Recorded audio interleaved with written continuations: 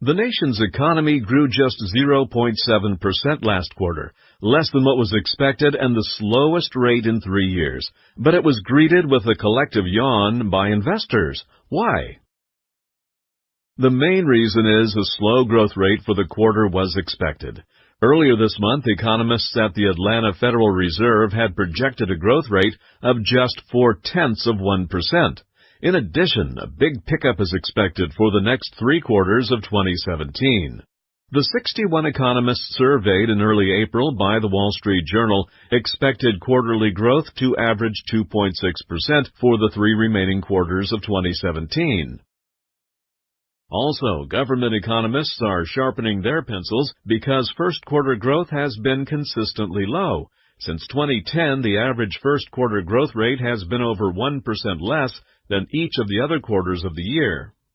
The Bureau of Economic Analysis is considering making adjustments to smooth out the seasonal factors in measuring the economy.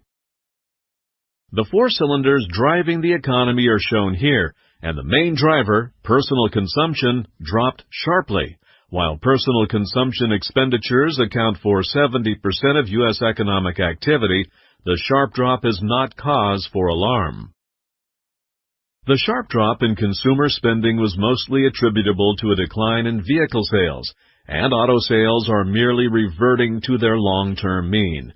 Coming back from a slump in early 2009, auto sales have been above their long-term mean for 2 years, and that level was unsustainable. So the drop in consumer spending is likely not a harbinger of the future. In fact, consumers are feeling pretty good, according to the University of Michigan's monthly survey. In April, consumer sentiment ticked up. Despite the weak growth in the first quarter of 2017, economic conditions that traditionally accompany bear markets, restrictive Fed policy slowing GDP growth, stock price overvaluation, and irrational exuberance are not on the horizon. After the low growth rate for the first quarter was announced, the stock market dropped fractionally, but it remained near its all-time high. Current events like the Syrian refugee crisis and threats posed by North Korea heighten uncertainty about the future, and the tax cut everyone expected and which sent stocks soaring early in 2017 may never happen given the size of the federal deficit.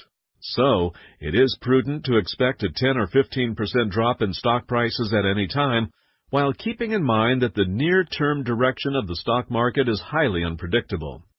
Given the growth expected for the rest of 2017, stocks could continue their 8-year ascent and head higher still, making it wise for retirement investors to stay focused on long-term economic trends and to invest strategically to achieve your goals.